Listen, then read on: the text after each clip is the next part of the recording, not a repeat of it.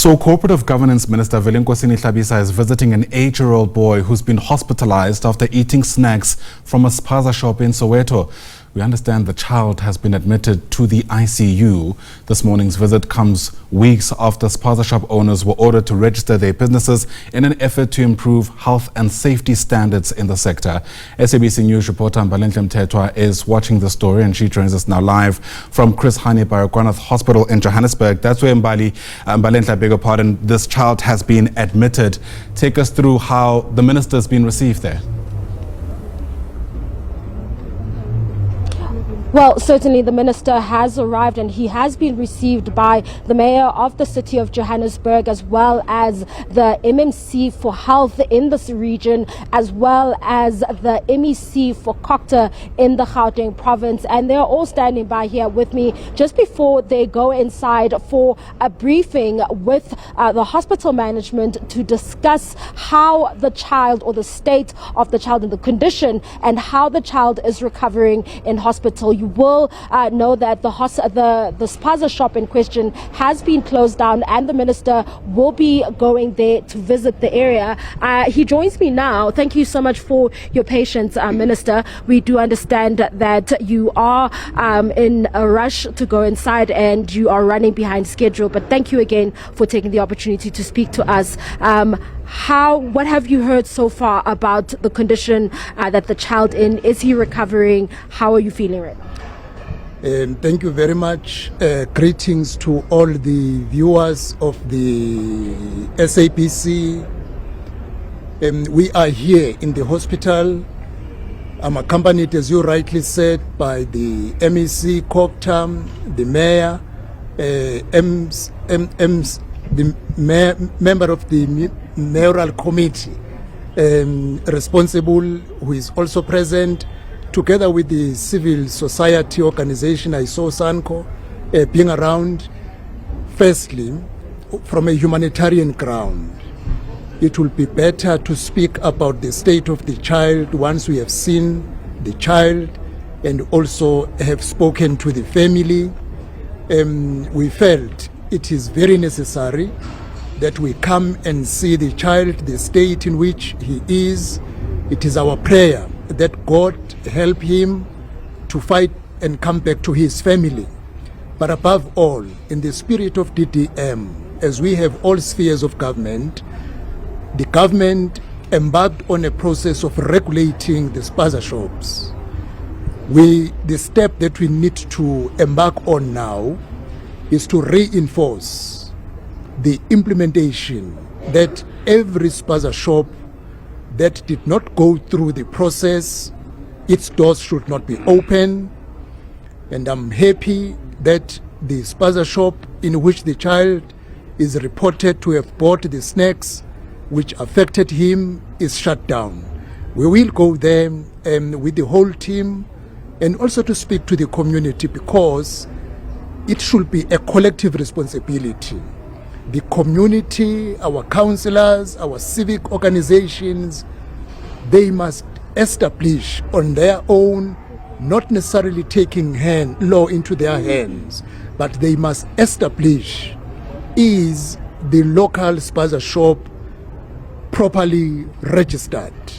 Certainly, Minister. The next question, we understand that the registration process was finalized at the end of March, and we understand that implementation was supposed to happen. Are you happy with the rate at which the implementation process is taking place?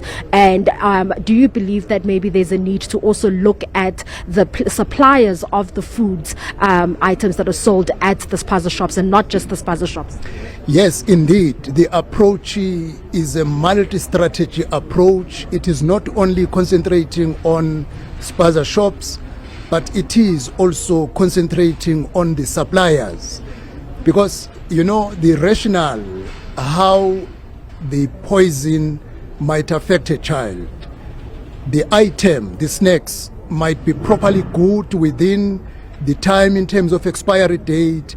But if the owner of the spaza shop uses this poison to kill the rats, the rat might touch the poison and run over a packet of snacks, And when it is still fresh, a child will take the snacks, open the snacks, use the same hand, eat the snacks, and will be affected. So it has nothing to do with the item that a child ate, but it has to do with a person used the poison with the intention of killing the rats, which we say it shouldn't be done, because this is a killing poison which has even resulted to many deaths.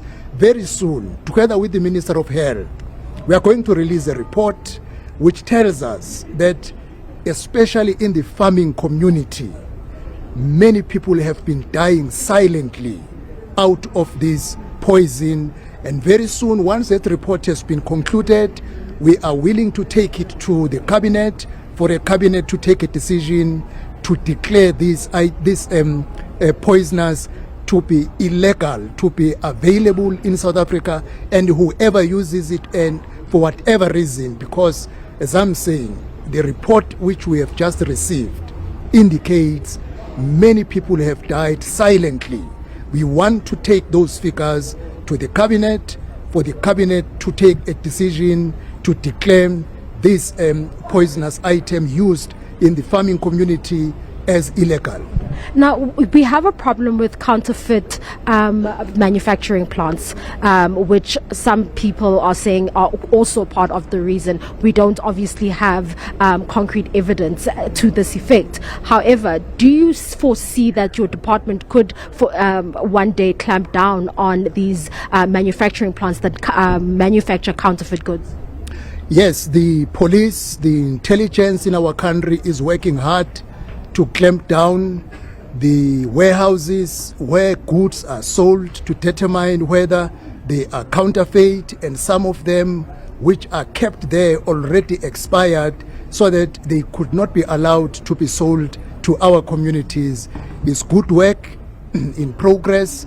As I have said, the police, the intelligence is working on the matter, and we need to strengthen every activity, even closing our ports, a close monitoring to ensure whatever gets in there is a credible item, not the counterfeit. Certainly, thank you. Mr. Mayor, while I have you here, in terms of ensuring that, the regulations are implemented after the registration process was concluded, how are you going to be going about doing that in your region, in the city of Johannesburg, and ensuring that those who continue operating do so lawfully and have gone through the necessary steps? Well, thanks, Mbali. You'd know that in November, the Joburg Council approved the regulations as amended by National COGTA, so we had to ensure that we infuse them in our own bylaws. So those regulations as the city have adopted by the council. Secondly, we have taken a view now to advance on those that have been approved. We had agreed with the Department of Economic Development and Development Planning that they will start a process to ensure that those that have been approved, we support them. We do have a program called SMME support, and through that program we're going to support them.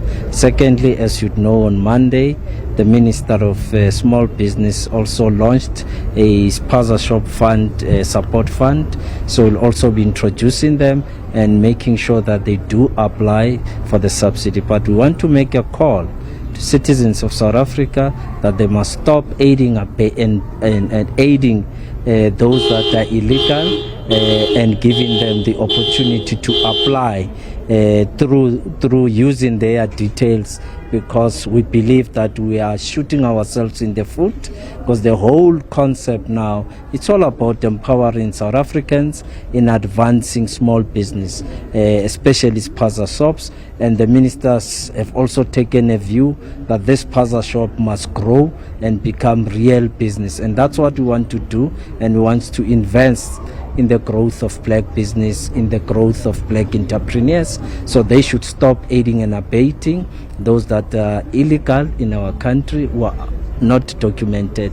So we want to support. So that's what the city will be doing. And in the next few weeks, you will see us engaging directly with those spaza shops that have been approved, and also that's those that are still trying to deal with compliance issues. We are also going to try and assess them, and where the city can intervene, we will do so to help the spaza shops to be compliant. Now, I have a lot of questions for you regarding consequences and consequence management, but we will catch up with you later on. I've been told to wrap by the officials here who have to go inside for that report back. They have waited for us and have been very patient with us, which we're grateful for. However, we are going to be speaking to them after that visit to the ICU where the 7-year-old is receiving medical attention. For now, it is back to you in studio. Mbalenhle Mthethwa is reporting live there from Chris Baragwanath Hospital in Johannesburg. Mbalenhle, thanks very much indeed.